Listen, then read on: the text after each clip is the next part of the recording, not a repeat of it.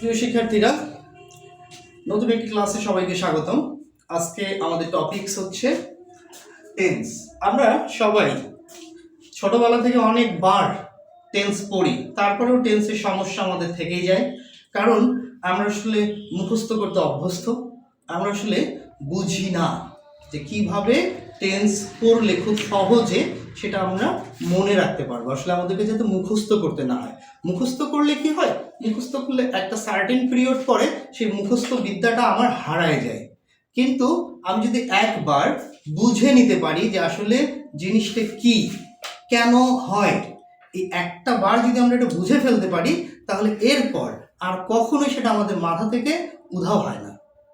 আমরা আজকে চেষ্টা করব একটু ব্যতিক্রমভাবে টেন্স শেখানোর। আশা করি যে আজকে এই পুরো ক্লাসটি করার পর কোনো স্টুডেন্টের সমস্যা থাকার কথা না। ক্লাসটা করার পর আপনাদের কেমন লাগলো বা ক্লাসের ব্যাপারে যদি কোনো ফিডব্যাক থাকে সেটা কমেন্ট বক্সে আমরা কমেন্ট করে জানাবো। আমার ক্লাসগুলো যদি আপনাদেরকে ভালো লেগে থাকে তাহলে আমাকে লাইক, কমেন্ট এবং শেয়ার করে পাশে থাকবেন। প্রতিনিয়ত আমার ক্লাসগুলো আপনারা পাবেন আমার ইউটিউব চ্যানেল বাংলা পাঠশালা এবং আমার ফেসবুক পেজ কাজী আরিফুল ইসলাম আরিফ নামের আমার ফেসবুক যে প্রোফাইল, সেখানে আপনারা নিয়মিত আমার ভিডিওগুলো পাবেন। ধন্যবাদ। আমরা ক্লাসে চলে যাই। টেন্স টেন্স মানে হচ্ছে আসলে ক্রিয়ার কাল। বাংলায় যদি আমরা এটাকে বলি সেটা হচ্ছে কি ক্রিয়ার কাল, অর্থাৎ ক্রিয়ার কাজ করার সময়। ক্রিয়া মানে হচ্ছে কাজ, আর এটা হচ্ছে ক্রিয়ার কাল অর্থাৎ কাজের সময়। আমরা যে কোনো কাজ সাধারণত তিনটা সময়ে করি। একটা হচ্ছে বর্তমান, একটা হচ্ছে অতীত, একটা হচ্ছে ভবিষ্যৎ। এই পর্যন্ত আমাদের কারো কোনো সমস্যা নেই, অর্থাৎ প্রেজেন্ট, পাস্ট এবং ফিউচার এটা আমরা সবাই বুঝতে পারি যে আসলে কোনটা প্রেজেন্ট, কোনটা পাস্ট আর কোনটা ফিউচার। যে কাজটা হচ্ছে এটা বর্তমান, যে কাজটা আগে হয়ে গেছে সেটা অতীত, যে কাজটা হবে সেটা ফিউচার। এই পর্যন্ত ঠিক আছে, কিন্তু সমস্যা হচ্ছে কোথায়?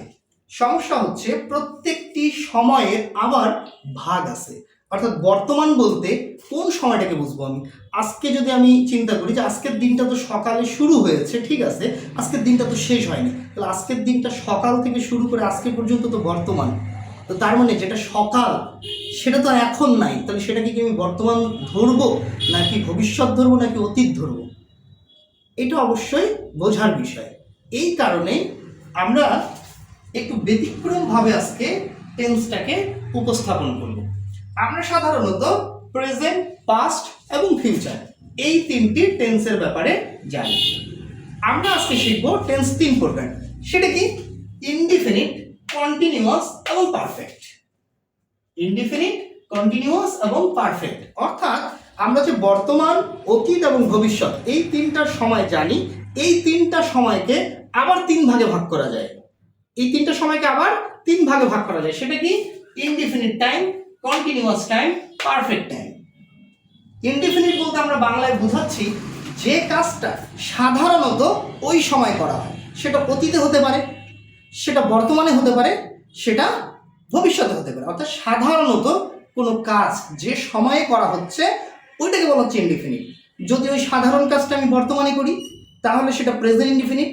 যদি ওই সাধারণ কাজটা আমি অতীতে করতাম তাহলে সেটা হচ্ছে পাস্ট ইনডিফিনিট। এরকম কোনো সাধারণ কাজ যদি আমি ভবিষ্যতে করে থাকি বা করব সেটা হচ্ছে ফিউচার। এরপরে কন্টিনিউয়াস টাইম। কন্টিনিউয়াস টাইম মানে হচ্ছে চলমান সময়। তো এই চলমান সময়টা যদি বর্তমানে হয় তাহলে প্রেজেন্ট কন্টিনিউয়াস। যদি এরকম কোনো কাজ চলমান ছিল কখন, অতীতে, তাহলে সেটাকে আমি বুঝি পাস্ট কন্টিনিউয়াস।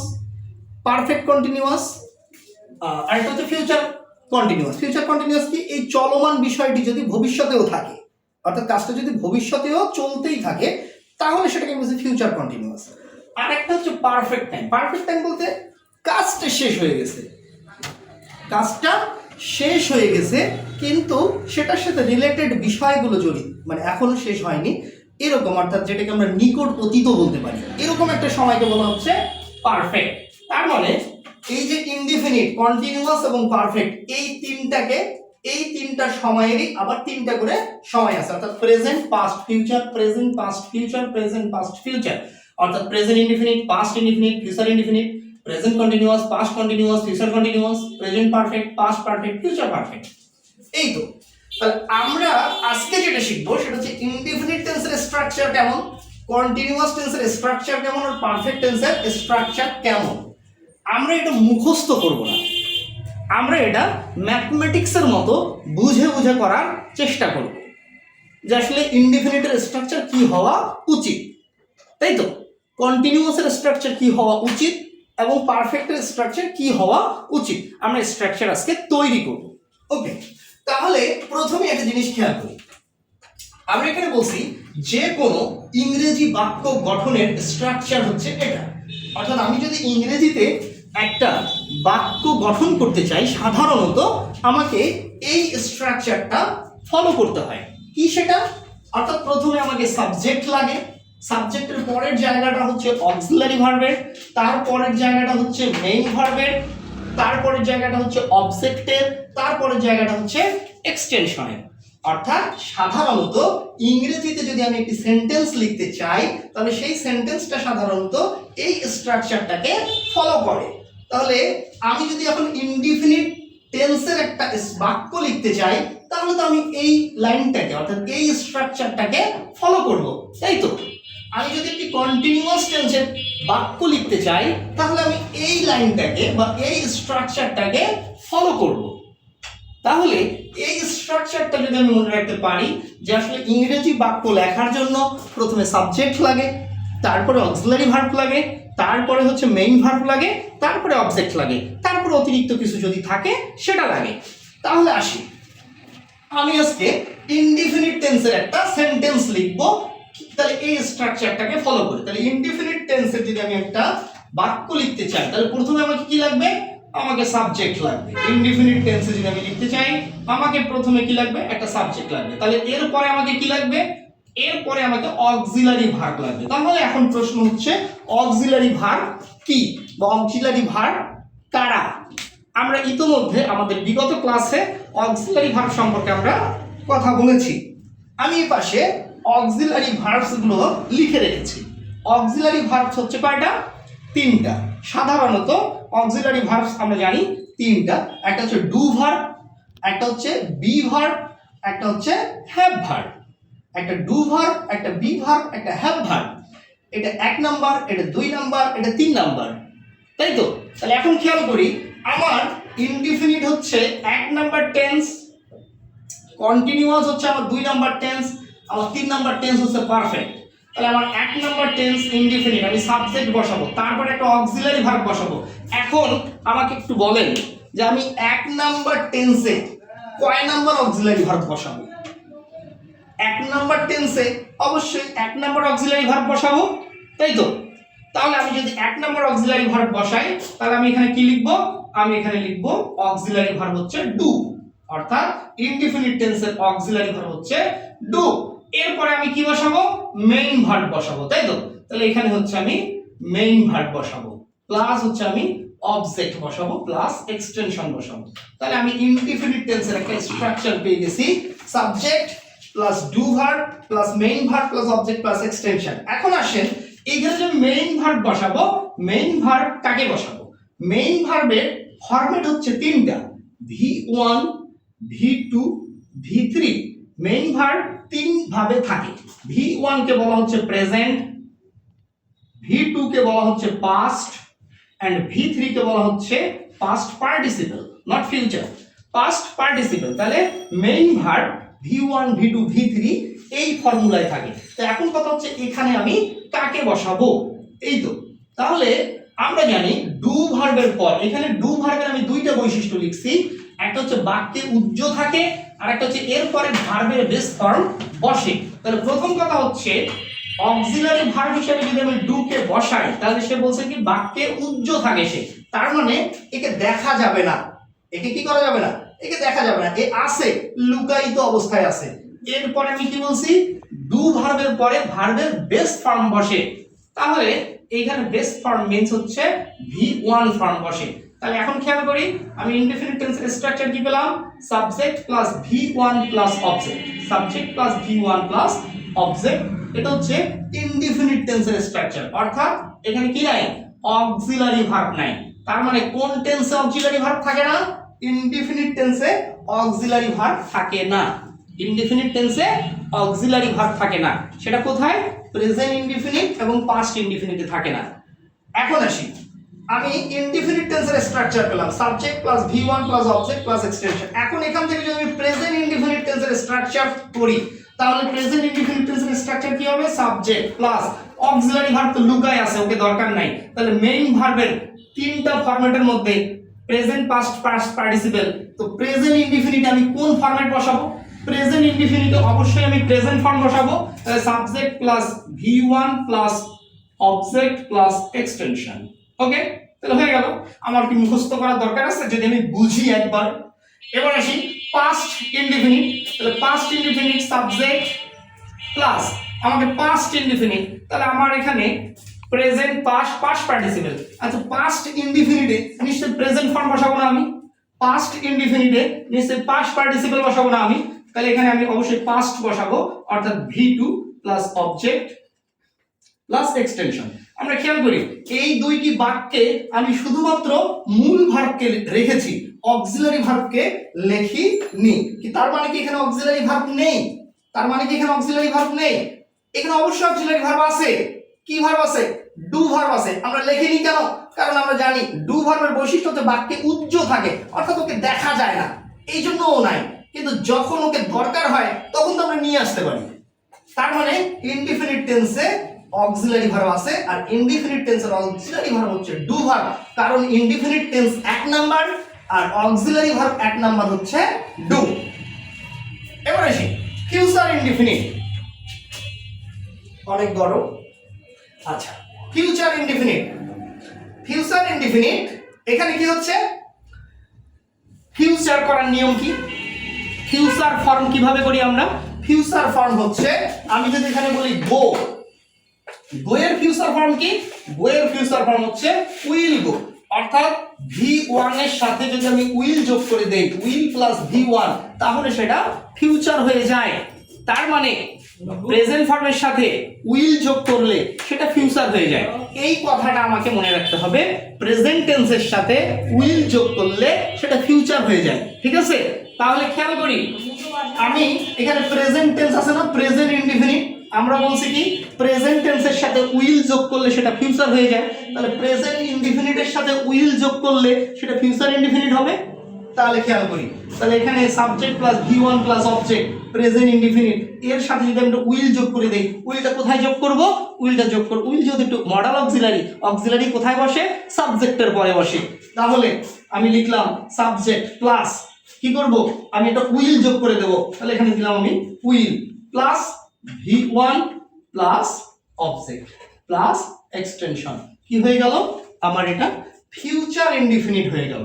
আমাকে মুখস্থ করতে হয়নি, আমি এই যে present indefinite subject plus V1 plus object, subject plus V1 plus object, এর সাথে অতিরিক্ত আমি একটা উইল যোগ করে দিছি, তাহলে কি হয়ে গেছে, ফিউচার ইনডিফিনিট হয়ে গেছে। তাহলে আমরা কি শিখছি, আমরা শিখছি যে কোনো প্রেজেন্ট টেন্সের সাথে যদি আমি উইল যোগ করে দেই তাহলে সেটা ফিউচার টেন্সে পরিণত হবে। তাহলে প্রেজেন্ট ইনডিফিনিটের সাথে উইল যোগ করে দিছি, এটা ফিউচার ইনডিফিনিট হয়ে গেছে। তাহলে আমি এখানে ইনডিফিনিট টেন্সের স্ট্রাকচার এবং present indefinite, past indefinite, future ইনডিফিনিটের স্ট্রাকচার লিখেছি। আমার মনে হয় না কেউ যদি এটা একবার বুঝে নেয় তার আসলে এরপর স্ট্রাকচার লেখার জন্য তাকে স্ট্রাকচার মুখস্থ করতে হবে। এবার আসি কন্টিনিউয়াস টেন্স। তাহলে কন্টিনিউয়াস টেন্সে যদি আমি একটা সেন্টেন্স লিখতে চাই, তাহলে আমি এই স্ট্রাকচারটা ফলো করে যদি লিখি, তাহলে আমাকে কি লাগবে, আমাকে একটা সাবজেক্ট লাগবে, এরপর আমাকে অক্সিলারি ভার্ব লাগবে। তো অক্সিলারি ভার্ব আমি কাকে বসাবো, অক্সিলারি ভার্ব আছে আমার 3টা, আমি এখানে কাকে বসাবো। তাহলে খেয়াল করি কন্টিনিউয়াস টেন্স কয় নাম্বার টেন্স, 2 নাম্বার টেন্স। তাহলে 2 নাম্বার টেন্সে কয় নাম্বার অক্সিলারি ভার্ব বসাবো, অবশ্যই 2 নাম্বার অক্সিলারি ভার্ব বসাবো। তাহলে সাবজেক্টের পরে আমি লিখলাম হচ্ছে বি প্লাস, এরপরে আমাকে কি বসাইতে হবে, এরপরে হচ্ছে আমাকে মূল ভার্ব বসাইতে হবে। তার মানে মূল ভার্ব হচ্ছে এখানে আমি দিলাম মূল ভার্ব, ওকে মূল ভার্ব দিলাম। কিন্তু বি ভার্বের পরে যদি আমি মূল ভার্ব বসাই আমরা এখানে একটা শর্ত দেখি যে বি ভার্বের একটা শর্ত হচ্ছে বি ভার্বের পরে যদি আমি মূল ভার্ব বসাই তাহলে তাকে অবশ্যই আইএনজি যোগ করে বসাতে হবে। তাহলে বি ভার্বের এটা হচ্ছে বৈশিষ্ট্য যেটা আজীবন থাকবে। যে বি ভার্বের বৈশিষ্ট্য কি, যে বি ভার্বের পরে যদি আমি কোনো মূল ভার্ব বসাই তার সাথে অবশ্যই আইএনজি যোগ করে বসাতে হবে, এর কোনো ব্যতিক্রম নাই। তাহলে আমি যে বি ভার্বের পরে মূল ভার্ব বসাইছি তাহলে আমাকে একটা আইএনজি এখানে যোগ করতে হবে, প্লাস অবজেক্ট প্লাস এক্সটেনশন। তাহলে আমি কন্টিনিউয়াস টেন্সের স্ট্রাকচার পেয়ে গেছি, কি সেটা, subject plus be verb plus মূল ভার্বের সাথে আইএনজি প্লাস অবজেক্ট। তাহলে এটা আমাকে মুখস্থ করার দরকার নাই, আমি অলরেডি শিখে গেছি। আমাকে স্ট্রাকচার রাখবে subject plus auxiliary verb plus main verb plus object. আমি সাবজেক্ট বসাইছি, এরপর আমাকে অক্সিলারি ভার্ব লাগবে। আমি জানি অক্সিলারি ভার্ব হচ্ছে আমার তিনটা, আর একটা হচ্ছে স্পেশাল মডাল অক্সিলারি। তাহলে এই তিনটার মধ্যে আমি কাকে বসাবো এখানে, এটা আমার 2 নাম্বার। তাহলে আমি 2 নাম্বার কি বলা হচ্ছে অক্সিলারি ভার্বকে বসাবো। তাহলে 2 নাম্বার অক্সিলারি ভার্বকে বি ভার্ব। তাহলে বি ভার্বের পরে কে বসাবো, মূল ভার্ব। মূল ভার্বকে বসাইছি, কিন্তু ঘটনা হচ্ছে বি ভার্বের একটা শর্ত দেওয়া আছে যে বি ভার্বের পরে যদি তুমি কোনো মূল ভার্বকে বসাও তাহলে তাকে অবশ্যই এটা আইএনজি কে সাথে নিয়ে বসতে হবে।